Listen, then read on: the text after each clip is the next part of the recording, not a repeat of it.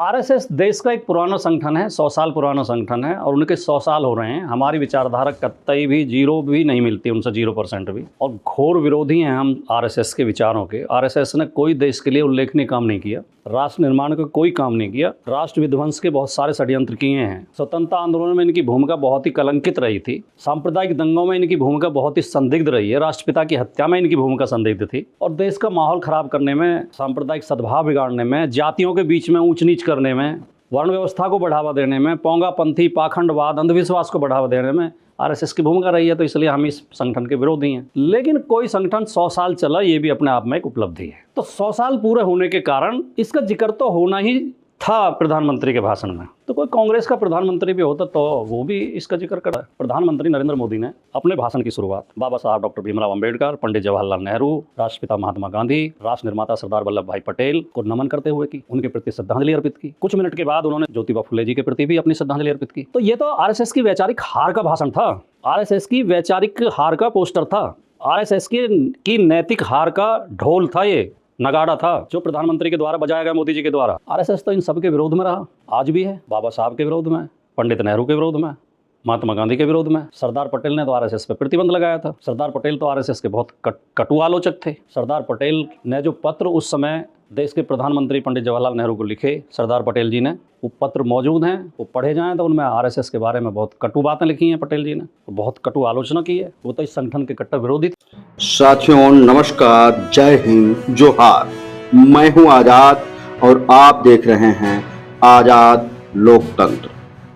अभी हम लोग सुन रहे थे समाजवादी पार्टी के तेज तर्रार प्रवक्ता, इतिहासकार, इतिहास के जानकार राजकुमार भाटी जी को। ये समाजवादी पार्टी के तेज तर्रार प्रवक्ताओं में गिने जाते हैं। राजकुमार भाटी जी ने प्रधानमंत्री श्री नरेंद्र मोदी जी के लाल किले से दिए गए भाषण पे एक विश्लेषण प्रस्तुत किया और विशद विश्लेषण प्रस्तुत किया अपने नजरिए से। और इस समय राजकुमार भाटी जी, चाहे वो डिबेट हो विपक्ष सत्ता पक्ष के नेताओं के बीच, तो उसमें राजकुमार भाटी जी चर्चा में रहते हैं। लेकिन इस समय राजकुमार भाटी जी विशेष चर्चा में आए हैं वो अखिलेश यादव द्वारा की गई तारीफ के लिए। अखिलेश यादव ने तारीफ करते हुए कहा कि राजकुमार भाटी जो अपनी जगह बनाए हैं उन्होंने स्वयं से बनाई है, और जब कोई कविता कहता है अदम गोडवी जी की, तो अगर 2 पंक्ति वो कहता है तो अगली 2 पंक्ति एक यही प्रवक्ता है समाजवादी पार्टी में जो अगली 2 पंक्ति कहने का मादा रखते हैं, वो राजकुमार भाटी हैं। सुने। और टीवी चैनल से लेकर के सबका इंतजाम कर रखा उन्होंने, और आप और हम कल्पना नहीं कर सकते हैं कि एक एक चैनल वाले वो कितना पैसा देते होंगे, लोग एक एक एजेंसी वो कितना पैसा देते होंगे।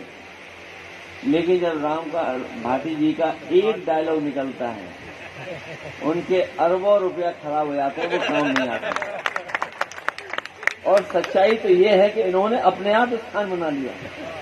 अगर सामने वाला अदम गोडवी की कोई कविता 2 लाइन सुनाता है, तो हमारी पार्टी में कोई दूसरा प्रवक्ता नहीं है जो पलट करके 2 लाइनें और उन्हें सुना दे।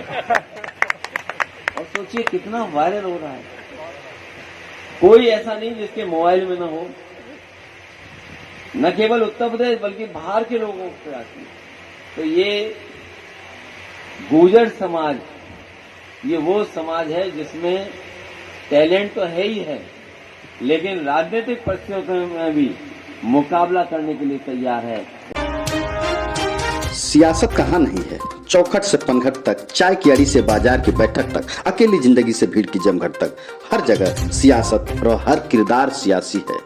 सड़क से संसद तक चहकती सियासत तो कहीं उदासी है। यह सियासत किसी पर हुकूमत चलाती तो किसी के चरणों की दासी है।